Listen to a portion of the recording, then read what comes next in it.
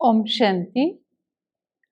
आज की मुरली में बाबा ने कहा कि बाबा हम बच्चों को समझाते हैं। क्यों? क्योंकि बाबा ने कहा आप बच्चे ही पावन बनकर विश्व के मालिक बनते हो ना, क्योंकि बाकी दुनिया तो विश्व का मालिक नहीं बन रही है, विश्व के मालिक हमको बनना है। तो इसलिए बाबा कहते हैं ये बातें मैं आपको ही समझाता हूँ। फिर बाबा ने पूछा कि क्या जो बाबा समझाते हैं बातें, क्या हमारे दिमाग में वो बातें बैठती हैं? क्योंकि दिमाग में ये ज्ञान बैठे वो भी ताकत चाहिए, दिमाग तो आत्मा में है। तो बाबा ने कई प्रश्न पूछे, क्या ये बातें जैसे कि वर्तमान समय इस दोज़ख को हम बहिश्त बना रहे हैं, पुरानी दुनिया को नई दुनिया बना रहे हैं, बाबा इस समय हमारे सम्मुख है, बाबा हमारे साथ है।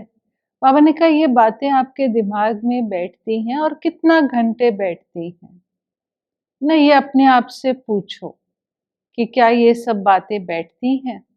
फिर बाबा ने कहा कहीं ऐसा तो नहीं कि यहाँ बैठती हैं और फिर सोडा वाटर हो जाती हैं, जब सम्मुख है तो नशा चढ़ता है। फिर बाबा ने कहा यहाँ जो बाबा हमको मिला है और हम विश्व के मालिक बन रहे हैं, इतनी ऊंची पढ़ाई पढ़ रहे हैं, इससे बड़ी खुशी तो बाबा ने कहा इससे जास्ती खुशी तो कोई हो ही नहीं सकती है। फिर बाबा ने कहा सबको पढ़ना भी है और पवित्र भी बनना है। तो बाबा ने कहा प्रतिज्ञा करो। आज बाबा ने प्रतिज्ञा कराई कि हम कोई भी उल्टा कर्म, अपवित्र कर्म नहीं करेंगे, क्योंकि बाबा ने कहा अगर आपने कोई भी उल्टा कर्म करा तो सारी कमाई चट हो जाएगी। फिर बाबा ने 84 का चक्र भी कहा कि कैसे 84 का चक्र घूमता है। बाबा ने कहा बाबा ने ये भी समझाया है कि तुम सब आत्माएं हो और बाबा परमात्मा है। बाबा ने कहा हम परम धाम में रहते, फिर तुम यहाँ इस बेहद की दुनिया में, बेहद के नाटक में आते हो। ये बेहद की दुनिया है जहाँ पर आकर हर कोई अपना अपना पाठ बजाता है ना। यहाँ पर देवी देवताओं ने भी पाठ बजाया। फिर बाबा ने कहा कि क्योंकि देव शिव बाबा हमको देवता बनाता है, तो फिर जब भक्ति मार्ग आता है तो बाबा ने कहा आप शिव का मंदिर बनाते हो, उनकी पूजा करते हो, क्योंकि उन्होंने हमको देवता बनाया। फिर बाबा ने ये भी कहा कि कितने मूढ़मती भी आप बन जाते हो। कैसे? कि बाबा ने कहा कि जो आपको देवता बनाता है उसकी फिर आप ग्लानि भी करते हो, है ना, देवताओं की भी ग्लानि करते हो। फिर आज बाबा ने चलन के ऊपर भी कहा कि ऐसा नहीं बस ये ज्ञान बुद्धि तक रखना है, दिमाग तक रखना है, चलन भी अच्छी बनानी है ना, किसी पर गुस्सा नहीं करना, किसी की ग्लानि करना। बाबा ने कहा ये अच्छी चलन तो नहीं। तो फिर बाबा ने कहा देखो बाप तो रोज रोज समझाते हैं, है ना, और जो बच्चे समझते हैं ना वो सर्विस करते हैं, सर्विस करते हैं तो ताजे रहते हैं। और बाबा ने कहा जो नहीं करते हैं वो बासी हो जाते हैं। इसलिए बाबा ने कहा कि आपको ये नशा चढ़ा रहना चाहिए कि हमको पढ़ाने वाला कौन है ना, जो इस दुनिया को रेजुवनेट कर रहा है, पुरानी दुनिया को नई दुनिया बना रहा है, उसके हम सम्मुख बैठे हैं, वो हमें विश्व का मालिक बना रहा है। बाबा ने कहा ये बातें सिमरण करनी चाहिए और उस खुशी में रहना चाहिए। फिर बाबा ने द्वापर युग को भी याद किया, भक्ति युग को याद किया। बाबा ने कहा देखो सोमनाथ का मंदिर बनाया, अब एक तो नहीं बनाया होगा, अनेक बनाए होंगे और अनेक बार लूटा होगा। बाबा ने कहा जब राजा लोग होते हैं वो मंदिर बनाते हैं तो एक को देखकर दूसरा राजा भी मंदिर बनाता है। फिर बाबा ने कहा द्वापर में भी कोई आप लोग बहुत दूर दूर नहीं रहते थे, पास पास गांव होते थे, एक दूसरे को देखा उसने मंदिर बनाया, राजा ने देखा तो दूसरा राजा भी अपना मंदिर बनाता। बाबा ने कहा वहां कोई द्वापर में भी कोई ट्रेन आदि थोड़ी ना थी।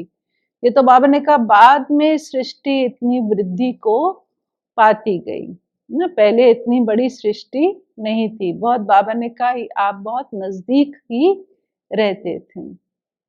फिर बाबा ने कहा देखो बाबा बंधा हुआ है ना, किस बात में बंधा हुआ है? बाबा ने कहा आपको युक्तियां बताने के लिए मैं बंधा हुआ हूँ। लेकिन बाबा ने कहा कि बाप तो बंधा हुआ है, युक्तियां बताता है, लेकिन आपको क्या करना है? बाबा ने कहा आपको उसको अमल में लाना है ना, ये तो हमारा काम है ना अमल में लाना, क्योंकि बाबा ने कहा जब आप अमल में लाएंगे तभी तो देवता बनेंगे। फिर बाबा ने कहा बच्चे ये तुम्हारा राज्य नहीं है, ये तुम्हारा राजधानी नहीं है, तुम्हारी राजधानी में कब थी, है ना? जब बाबा ने कहा जब आप अपनी राजधानी में थे तब तो आप विश्व के मालिक थे, सतो प्रधान थे, उसको सुखधाम कहा जाता था।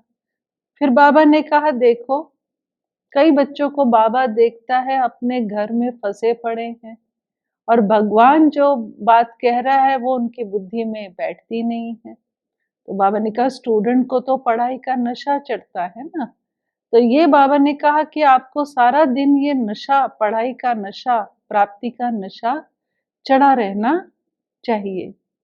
फिर बाबा ने श्री कृष्ण को भी आज याद किया। बाबा ने कहा देखो भक्ति मार्ग में सबसे ज्यादा माताएं और कन्याएं श्री कृष्ण को प्यार करती, बहुत प्यारा लगता, और उसके लिए निर्जल भी रहती, हट करती, है ना? बाबा ने कहा ये हट है ना, लेकिन बाबा ने तो हमको हट नहीं सिखलाया, कोई हम श्री कृष्णपुरी में जाने के लिए हट नहीं कर रहे हैं, हम तो श्री कृष्णपुरी में जाने के लिए अपने अंदर देवी गुण धारण कर रहे हैं। फिर बाबा ने कहा देखो आज की दुनिया में क्या करते हैं, एजिटेशन करते हैं, धरना करते हैं अपनी बात मनवाने के लिए। बाबा ने कहा आपको तो ये सब कुछ नहीं करना है ना, क्योंकि श्री कृष्ण को तो हम जानते हैं, वो तो सतयुग का पहला प्रिंस है और हम वहां जा रहे हैं। फिर बाबा ने लास्ट में ज्ञान और भक्ति का भी कंट्रास्ट बताया। बाबा ने कहा ज्ञान जो है वो दिन है और भक्ति है रात, जिसको कहा जाता है ब्रह्मा का दिन और ब्रह्मा की रात। फिर आज के वरदान में बाबा ने साक्षी स्थिति पर बताया कि बाबा ने कहा कितनी भी हिलाने वाली परिस्थिति आ जाए, लेकिन आप क्या करो, साक्षी स्थिति में स्थित होकर ऐसे देखो जैसे कि ये पपेट शो चल रहा है, ये रियल नहीं है।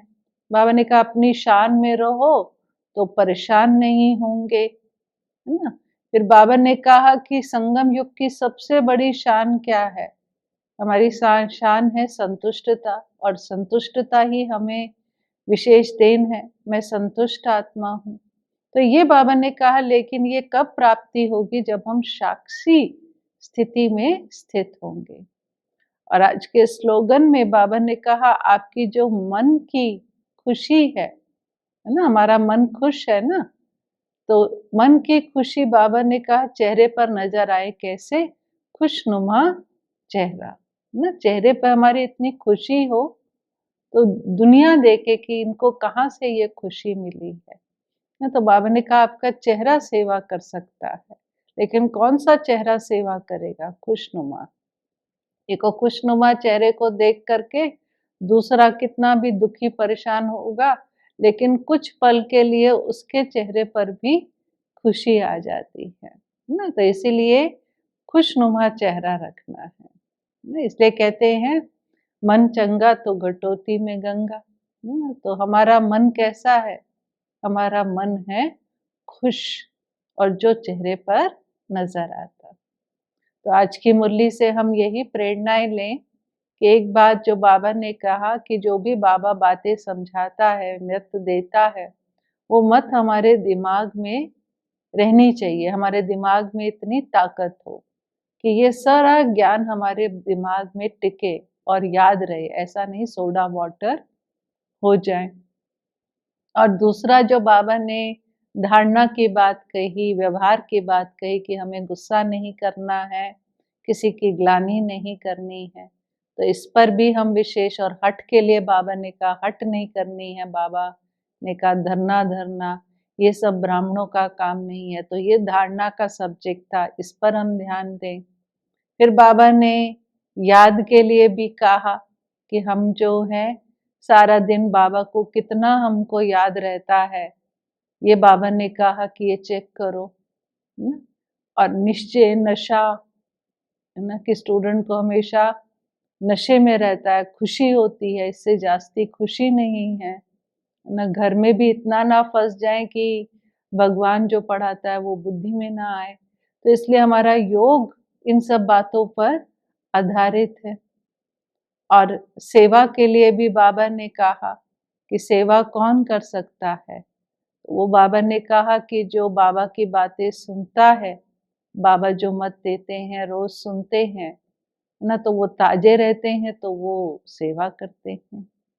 और आज के वरदान में जो साक्षी स्थिति पर कहा, तो ये हम प्रैक्टिस करें, सारा दिन साक्षी, हर परिस्थिति को साक्षी होकर देखें और संतुष्ट रहें। और चेहरा कैसा हो? खुश नुमा।